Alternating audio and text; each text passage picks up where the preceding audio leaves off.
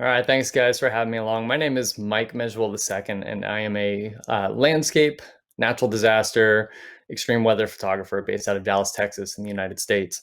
And today I've got the pleasure of nerding out with you guys about weather. I mean, the sky that's above us, all the power that holds, and talking um, talking to you guys about how I capture these images.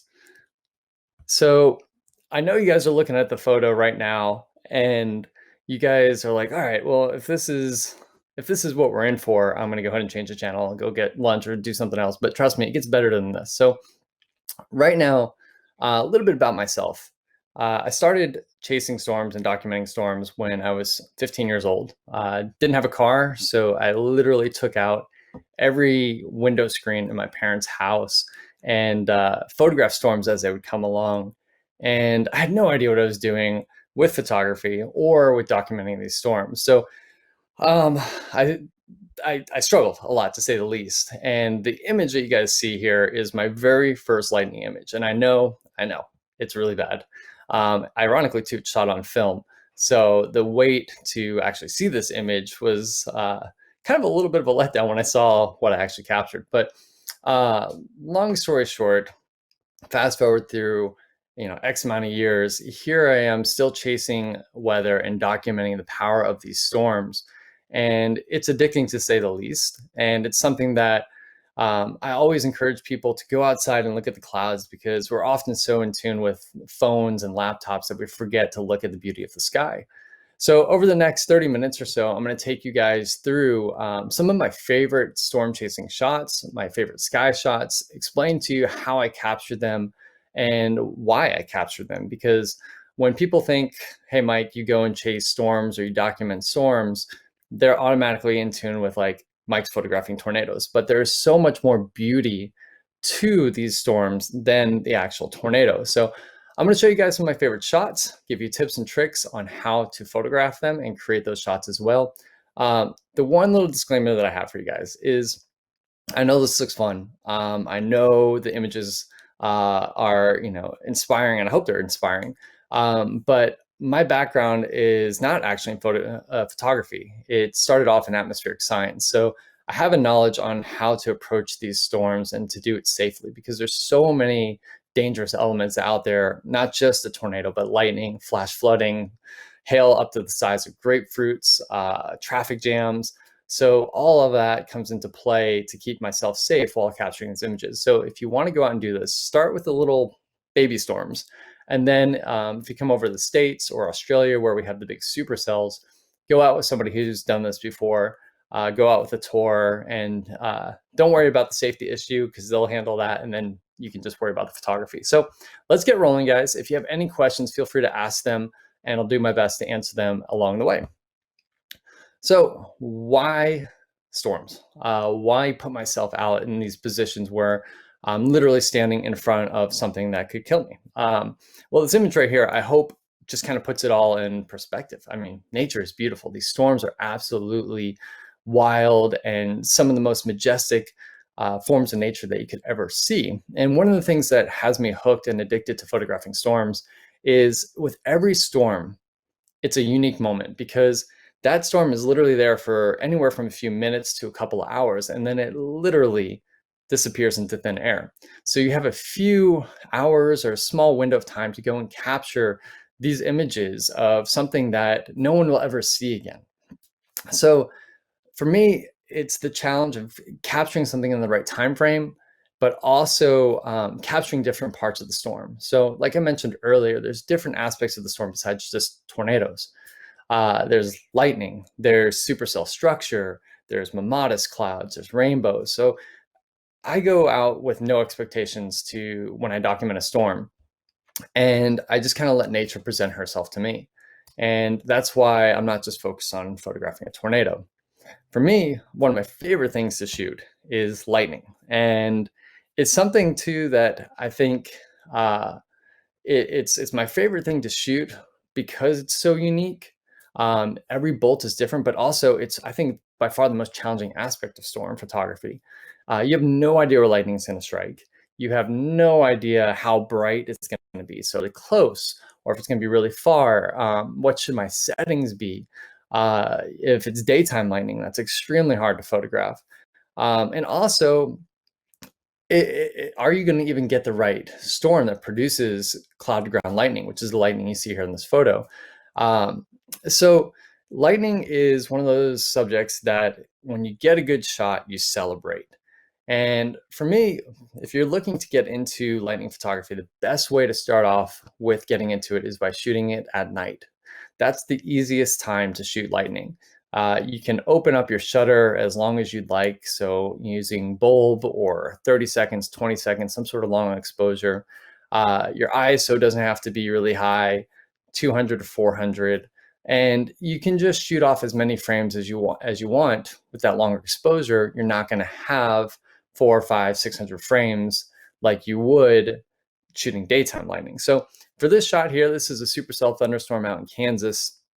I focused in on the distant lights because it's pitch black outside, so there's no way to really autofocus. So I focused in on the distant lights using the manual focus, and I noticed that most of the lightning was coming down in this one particular area of the storm. So that's why I honed in there and shot, I think it was a 10-second long exposure at f8, 400 ISO, and nothing happened. But patience pays off. After about 10 minutes, this one bolt came right through this area here, and it made the entire shoot totally worthwhile. So lightning photography is not just you're going to go out there and you're going to shoot lightning and you're going to score left and right. It takes the right location, the right settings, patience, and also the storm to cooperate with you, because these storms, as you see, they're moving. So this storm, for example, right here was moving towards me, and I only had a very small window to put myself in this spot, get a lightning strike, and then get out down south on the road to safety, because this storm was bringing with it some baseball-sized hail. So if you're looking to get lightning, start with nighttime lightning. Daytime lightning is a bit more challenging, and for the reasons that you may assume. You have a way brighter environment, so you can't utilize long shutter speeds. It's way harder to see lightning because there's less contrast. So for daytime lightning, there's one of two ways that I recommend shooting daytime lightning. The first is just basically time lapse it. You're setting your camera up, pointing in the direction of lightning. Try to get your aperture as high as possible and your ISO as low as possible. You could even use like a 3-stop neutral density filter and just shoot. You're going to try and get maybe like a 1 second long exposure, and you're going to go through a lot of frames, and you will end up with pretty much a time lapse. But with that one moment that you capture that bolt, those 300-400 frames are totally worth all the pain and agony of going through. The other way you can shoot daytime lightning is by using a lightning trigger. Now, I've used these in the past, and no pun intended, they're hit or miss. You need a specific type of lightning to trigger the trigger. You need what's called staccato lightning. So it's basically a bolt that strikes down from the clouds, returns back to the clouds, and immediately comes back down.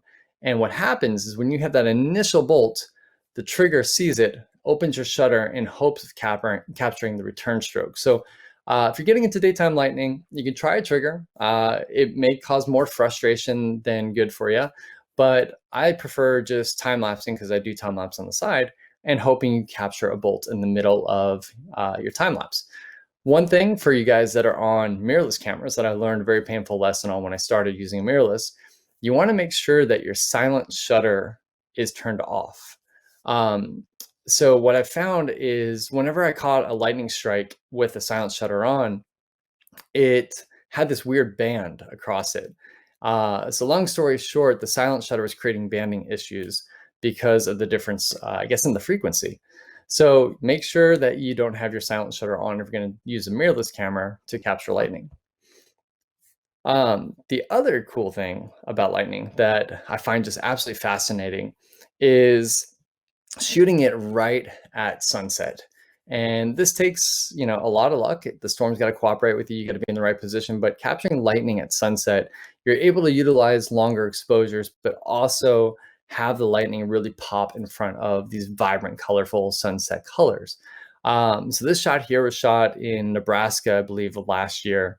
And it was one of those fiery sunsets, and you had this storm off to the left that was coming right at us, and it was spitting out bolts like one every 3 minutes, and it was thankfully moving very slow. So we were able to sit on top of this hill and photograph the lightning as it approached us. And this is one of my favorite shots here from that date.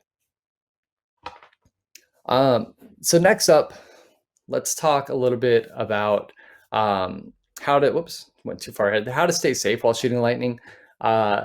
You want to obviously not go stand out in the middle of the field and be the tallest object around.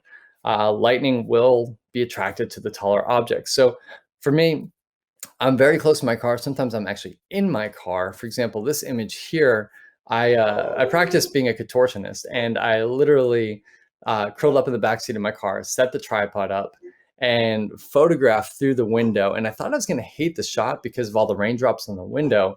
But if you look at this frame here, you can see through the window, the lightning is actually striking the power lines. And the way that the light and the lightning bolt refracted through all of the drops on the window really has made it one of my favorite lightning shots to date. Just how you could see the bolt and all those branches just kind of break apart through the raindrops. So shooting from inside your car is one way to stay safe. Shooting from your house, remove the screen, shoot out a window is another way to stay safe. If you absolutely want to get out into a field, like you have awesome foreground, say like an old barn, go set your camera up over there. You can lock the cable release, go back to your car, or stand out there and shoot, but just be aware of your surroundings. That's key. Lightning can strike up to 80 miles away from storms, so you really can't hide from it, but you can kind of get an idea of when it's getting too close and when it's time to pack up. So just be aware of that. The other part that I love about storms that's not tornado related is every storm has such unique shapes to it. Some of these storms literally look like alien ships coming out of the sky. They turn day to night, and the way that they just mold and morph and the dynamics within the sky is just so addicting to capture. And these are two similar scenes, a storm moving in during the middle of the day, but they look completely different. When I shoot storms for their structure, I'm typically shooting very wide. I'm typically shooting at, say, 14 millimeters. But some of these storms are so close and so large, and the shapes that they present, the 14 millimeters can't even capture that. So I find myself often shooting 14 millimeters vertically and creating panoramas. So this image here is about an 8-image panorama. And I just love everything about it. The hay bales, I'm a sucker for foreground. So the hay bales, the green field, and then you have this beautiful supercell thunderstorm on the right side of the frame moving across. And there's actually a second storm off in the distance. And that anvil, if you look in the top left portion of the frame, has mammatus clouds on it. So we'll talk about mammatus clouds in a minute, but they look like these giant cotton balls hanging from the sky. So here we almost have like a collision of two storms. And I would never have been able to capture this shot just with a single frame at 14 millimeters. So a panorama here from right to left, exposing for the highlights, allowed me to capture this entire scene. So don't be afraid when you're shooting storms to just, shoot one focal length and be done with it. Panoramas can be your friend. Storms also do some crazy, crazy things. So you have this structure that sometimes looks like I said, alien ships or upside down wedding cakes. But sometimes the storms literally can put your jaw on the floor. And this storm here was shot about 4 hours away from where I live here in Texas. And it had these lightning strikes, these crazy, crazy lightning strikes out ahead of it that actually, because of the drought that we were in, started all these fires. And as the storm moved over the fires, it became a giant vacuum because of the way what's called inflow works in a storm. It's basically sucking up the environment around it. And you can see all that smoke just kind of be funneled into the middle of the storm, to the updraft of the storm. And it's just a really, really cool, unique scene. And this is the first time I've actually ever seen something like that. I've seen it with dust before, but I've never seen it with the smoke from the lightning strikes. One thing that I do like to convey with the storms is the motion. So I try my best. It's not always easy because these storms can move very fast at times. I try my best to get out ahead of them and find some sort of foreground I love wheat fields, and shoot a little bit slower shutter speed. So I believe this shot here, I shot at about a quarter of a second, and it was long enough to able to drag some motion into the vegetation in front of me, and all that vegetation, if you look closely, is being pulled into the storm because of that inflow of the storm. So the storm's like a giant vacuum, like I mentioned earlier. So you can see the motion and the power and the energy within the storm. Uh, and that wouldn't have been captured using a slower shutter speed. So I could hop out of the car, shoot something at a thousandth of a second, 2.8, freeze all the motion, but you're not going to feel that energy. That's not necessarily my style. I love to get out of the car, grab my camera, throw it on the tripod, lower down everything as low as I can go, and capture that motion here. So that isn't always the case with every storm. Not every storm has crazy inflow like that. This storm here, if you think about it, or if I think about it, sorry, there was no wind on this storm at all. It was dead quiet. And the crazy thing about that is this storm about 10 minutes earlier had a tornado on the ground. And for it to be dead quiet, no sound, no wind, and have a tornado on the ground, so surreal, absolutely surreal. And like I mentioned earlier, I'm a sucker for foreground. And if you guys can imagine being out in the middle of Tornado Alley, there's not really much foreground. So for this scene here, I was originally coming in from the left side of the frame, and it was just this brown field. And I was like, oh man, I would love to find something to put in front of the storm besides a brown field. And I noticed off in the distance a little bit of green. So I put the pedal down a little bit harder on the car and got to this road, and I just loved everything about it. The green on the right side, the brown on the left side, and this beautiful kind of like tan beige road in the middle. But one problem, I shot it first from the ground, and you really didn't have that separation in colors. So I did what any smart storm photographer would do with lightning striking down. I got on top of my car and was able to raise up in elevation and create more separation between the horizon and the sides, and get more depth and get more contrast. So wouldn't necessarily recommend getting on top of your car. If you're going to do it, do it quick. But it's just one of the things that I knew I wanted to create a little bit more to this image, and shooting from ground level wouldn't cut it. So getting on top of the car, shooting as fast as you can, getting down, really helped open up the scene here and create something a little diverse. Like I said earlier, the cool thing about storms is everyone is so unique, and you guys have probably seen that, hopefully seen it in the first few images here. This storm here had a huge tornado in it, and you'll see that tornado later on in this show. But storms they morph. So they become to where you have great visibility at times, and then sometimes not so great a visibility. And you have to approach every storm situationally. And this storm was great. It had a beautiful tornado. I was able to capture that, but then it started to grow a little too big for my liking, and um, the tornado essentially got embedded within the storm. So at that point, safety is always first. So I decided to drop south of the storm and photograph the structure. And I tell you what, like, I'm a sucker for structure. This shot, in my opinion, was way better than the tornado shot that I got. And once again, it's a panorama. Ran out to the middle field because I loved all the lines that kind of led you into the storm, and only had probably about 2 minutes to get the shot before the storm caught up to me because it was moving extremely fast. So to have a vision, a vision is important with any aspect of photography, but with storm photography, it's so important to be able to kind of have the idea for the shot you want to get, run and grab it, get back in the car and go, because you don't have ample amount of time out there to photograph a storm, to think about your images. You have to get out there, shoot, get back in the car and go. Just another example here of how every storm is so different. If you guys can recall the storm earlier where I was talking about the lightning strike and focusing out on the horizon, on the lights, this is that same storm, but about an hour earlier. So you guys can see how that storm, just in an hour's time, completely changed its dynamics and the way that it looked. Earlier in the day, same storm. Same storm system. I'm sorry. This is about 3 hours prior. Some days you'll get storms that form and then die, and then a new storm will form and another storm will die, and so on. This day, the atmosphere was just primed for incredible storms, and the structure is awesome. It's addicting. one of the things that's even more addicting is the colors within a storm. So these colors that you guys see in the images, they're not photoshopped in. I didn't go in and take saturation all the way up to 100 or vibrance all the way up to 100 or paint in color. Like these are the true colors that are within the storm. So you can see in some of these storms, you have these blue and aqua green hues. These are exactly how these storms look. And that's caused by just the way that the light is refracting and bending and working its way through the storm. And you can have storms that have massive hail in them. And the way the light refracts and reflects off the hail can create these tones.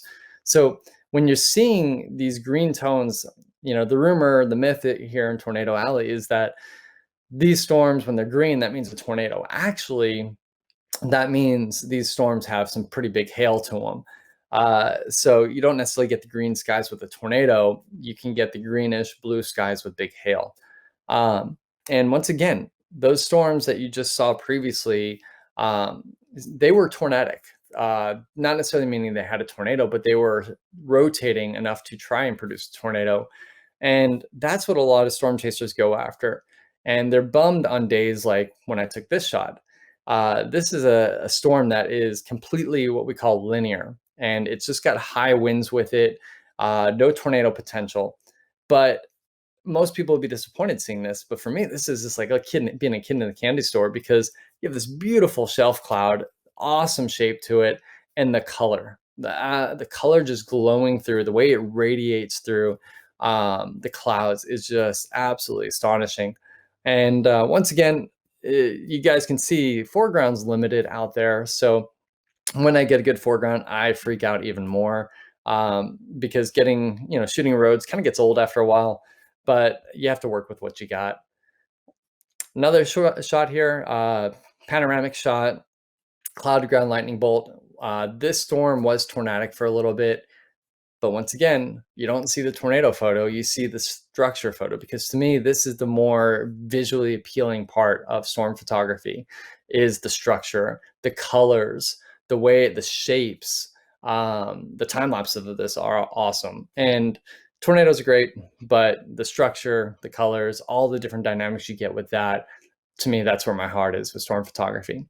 Just another example of aliens showing up on planet Earth. Giant storm here. Looked like a giant UFO coming out of the sky. No tornado with it.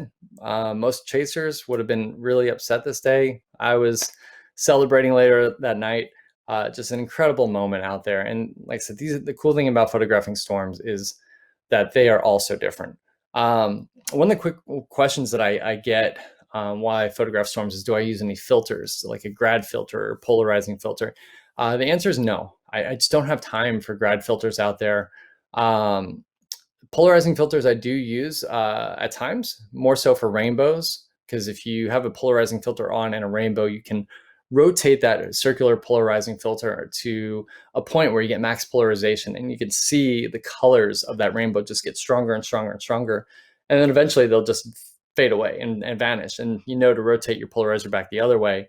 And polarizers can be very beneficial for bringing out vibrance and saturation rainbows, but also a little bit of contrast in the sky as well. But as far as grad filters or anything like that, just don't have the time for it. All right, tornadoes. Tornadoes, like I said earlier, they're fantastic to shoot. Not where my heart's at, but I have seen quite a few tornadoes. And the thing that is awesome about photographing tornadoes is, to me, they're alive. They're changing so rapidly, second to second. So it's absolutely wild to see this cloud just essentially zipping through the sky and looking like an elephant trunk, then looking like a snake, and looking like a giant wedge tornado where it is wider than it is tall. So that, to me, is the fascinating part about tornadoes. Some of them are very pretty, some of them not so pretty. That storm that I mentioned earlier, where I said, hey, I was photographing a tornado, then the storm got too big, so I went south. This is that tornado. And eventually it got just kind of sucked into the storm, wrapped up in rain. The visuals went down. So that's why I hopped out to shoot the structure of the storm. But beforehand, you could see it was a very dusty tornado, a little bit different than the one you saw just a second ago. it's still cool to document. And I always try to, with tornadoes, incorporate something for scale. So the windmills here were what I used for scale. Um, and this is another example of how tornadoes just change. This is the same tornado about 10 minutes apart.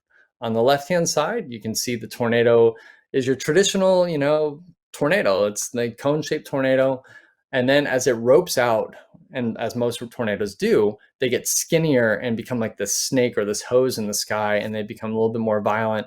And this is 10 minutes apart from one another, and you have two very different looking shapes to the tornado here. Now, for tornado shots, people ask me, what am I shooting lens-wise? Well, it depends. Most of the time, it's 24 to 70. Sometimes it could be 14 to 24. The shot with the very dusty tornado 2 frames ago was 14 to 24. This shot's 24 to 70. And I'm backing off on this tornado because this tornado is actually hitting a town, unfortunately. So there's lots of debris in the air here. So it's you're no longer dealing with just grass and wheat being thrown up in the air. You're now dealing with cars, bricks, glass. So, situationally speaking, I have to back off here for my safety because, one, I don't want to get near the tornado because it is a violent tornado, but also all that debris that's lofted in the air has to come down, and I don't want to be anywhere near it when it comes down. Another unique moment with tornadoes is sometimes you can have not just one, but 2 tornadoes. And in this case, right after I took this photo, we briefly had 3 tornadoes on the ground. So the main tornado is on the left-hand side here. And if you look into the middle of the frame, you can see a dust swirl. That's actually a second tornado. And that's part of the reason that I hate shooting tornadoes is you can see amazing moments like this where you have, 1, 2, 3 tornadoes on the ground. But if you're any closer, it is just stress city. You're watching this main tornado, and you're also having to watch a second tornado or even a third tornado out your window, and they're all rotating under the same area of rotation. So it's like putting yourself in the middle of like just all these swirling, things that could kill you, and it's just not fun. So when I see storms like this that start becoming a little bit more erratic with 1, 2, 3 tornadoes, I back off and I try to photograph them from a distance. And I actually enjoy doing that because you get a bigger feel to the scene. So um, when I'm shooting, I find myself shooting 14 to 24 quite a bit on the Nikon system, 24 to 70 as well. But I also have my 70 to 200 with me for scenes that require backing off a little bit, but also getting some detail. Also, being a little further away, sometimes you get really lucky. This was last year, about 2 hours from where I live.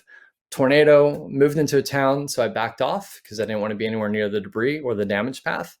And because I backed off, I actually put myself in where some of the sunlight was coming in with the storm, and there's a rainbow that went right across the tornado. So in all the years I've been chasing, I've never, ever seen a scene like this. And that was probably one of the wildest scenes that I've ever seen. And I wouldn't have been able to capture that if I had been right underneath the storm. So that's one of the pros of being further back on a storm. All right, let me check in real quick. See if there's any questions here. Safety. Did I talk about safety? How do you manage safety? Safety is just being aware of your surroundings. If you don't know how these storms can act and understand that the environment that they're in and moving into, the further away is the safer spot to be. You have to understand how these storms work. So that's why I kind of recommended at the beginning, go out with somebody who's done this before, go out with a tour group. These guys, myself, we all have backgrounds in atmospheric science, not only like photography, but atmospheric science, in particular, like tornado genesis. So you have to be able to know these storms. You're always thinking 2, 3, 4 steps ahead. What is the storm going to do? What's going to happen when it moves into this environment? What's my road network like? How much light do I have left? Are any of these roads flooded? Are any of these roads blocked? I've run into issues where I thought I had a good safety escape route, and all of a sudden the bridge is out. So you have to have like that in mind. Like if this escape route doesn't work, what's my backup to that escape route? So staying safe is always thinking 3, 4 steps ahead, going out with people who have the experience. If you're just shooting little popcorn storms, you're not going to be stressing too much about it. Just watch out for lightning and use your discretion. If the lightning is getting too close, shoot from inside your car or move a little further away. Let's see here. When shooting lightning, I use long time exposures, but how can I get a well-defined clouds? Okay, so yeah, that is a good question, because if you're using long exposures, obviously these clouds are moving.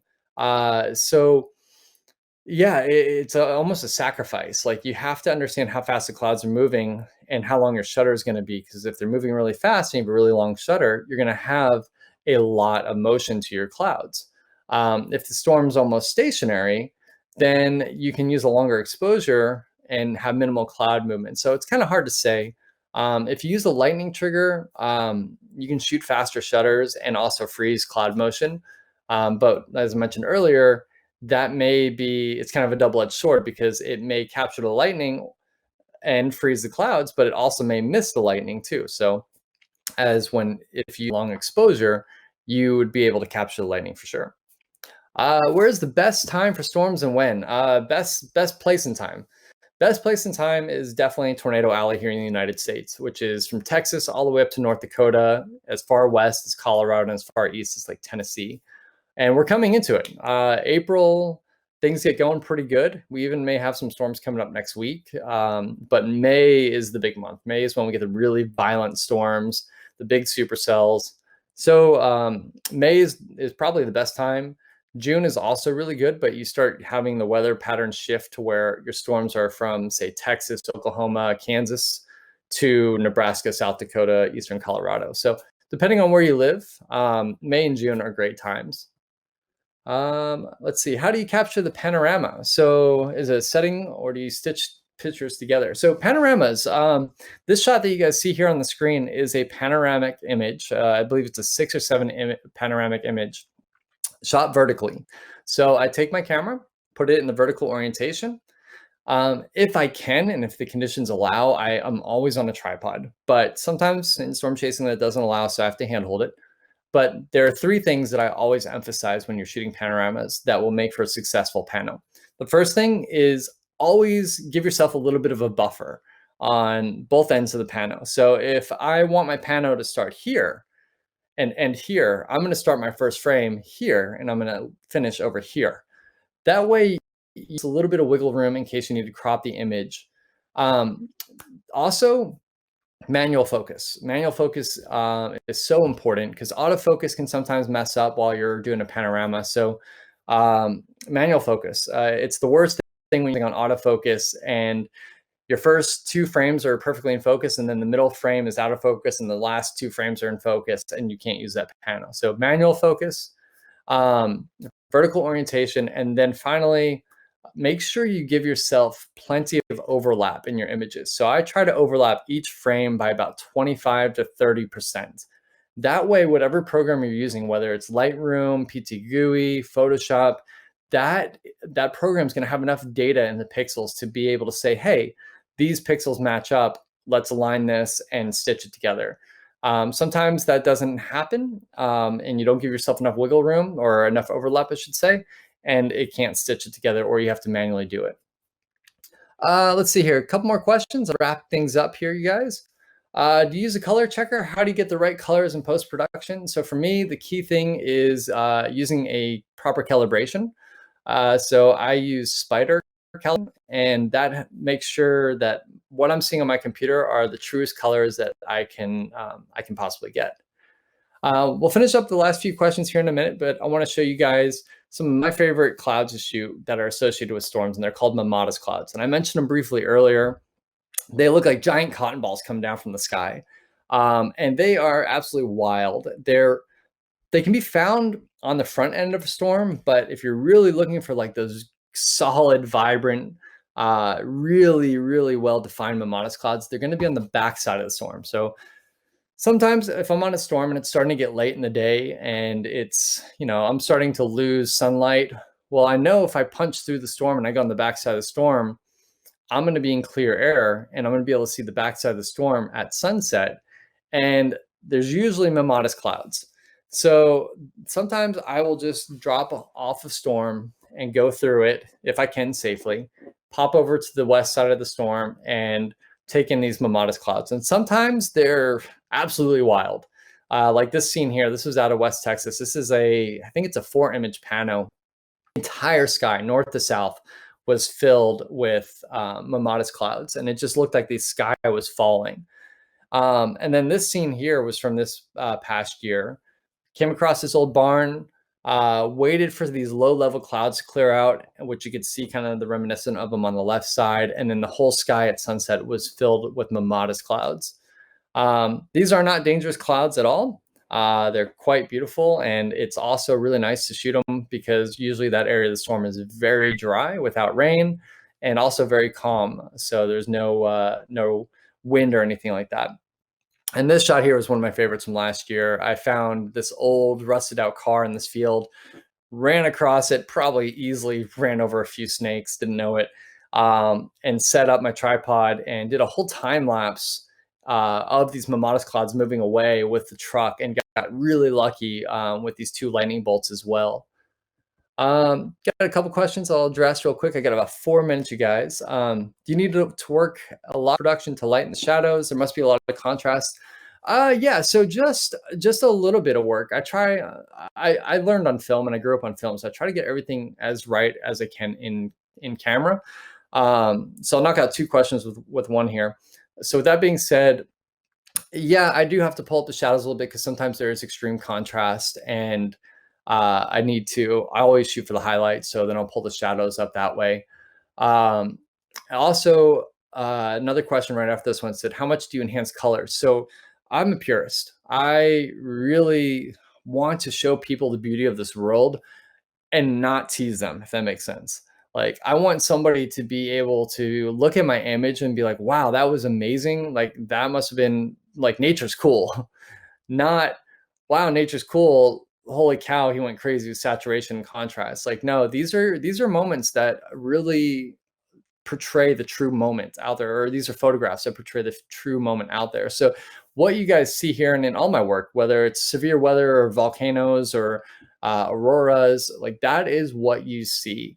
I don't want to mislead somebody, and I want to be transparent through my work. So yeah, I mean, there's always going to be a little bit of color correction and a little bit of saturation and contrast that needs to be added because I'm shooting in raw profiles.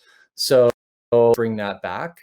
But when I look at an image, I know it's done when I can close my eyes and remember seeing that same exact moment while out there chasing.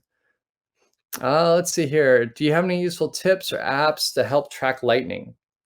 Uh, so for lightning, there's really not a good app. And the best trick I could give you is go outside and look at the storm and see if there's lightning.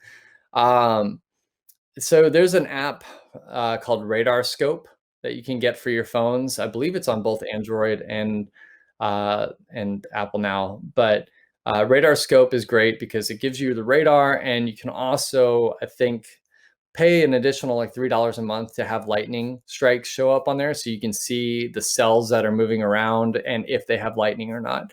But there's also different types of lightning. We haven't got to that, and unfortunately won't get to that here.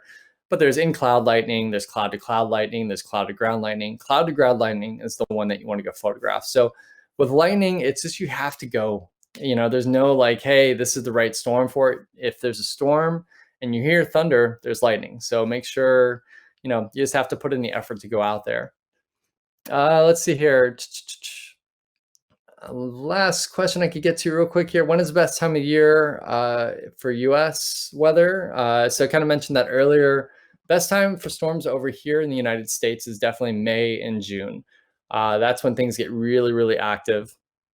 So yeah, you can definitely come out in April or March and see storms, but the big bad storms, those are in May and June. So last image I have for you guys just shows you one of my favorite scenes from last year. This storm, not severe, not a supercell, no tornado, just a beautiful summertime storm in the Arizona desert with a rainbow. And this image is just kind of a wrap up. Like it shows me and always reminds me that it doesn't have to be this big old scary supercell. It doesn't have to have anything extravagant with it. Just nature, storms, they're amazing, and they can show you so much beauty to this world. So with that being said, guys, 10 seconds left. Thank you so much for tuning in. I hope you guys got inspired and enjoyed some of my work, and thanks for having me along.